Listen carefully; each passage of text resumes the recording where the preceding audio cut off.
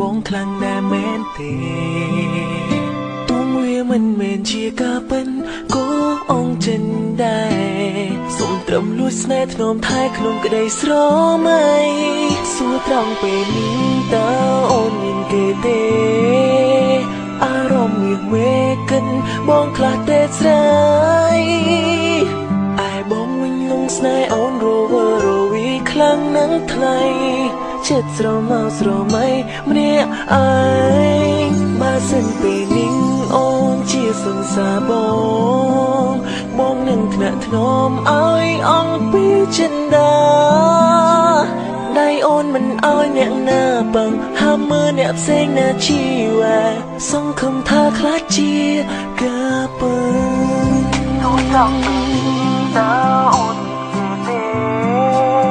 អារម្មណ៍វាកិនបងខ្លាចទេស្រីឯបងមិនលងស្នេហ៍អូនរវើរវីខ្លាំងណាស់ថ្លៃចិត្តស្រមោស្រមៃម្នាក់ឯង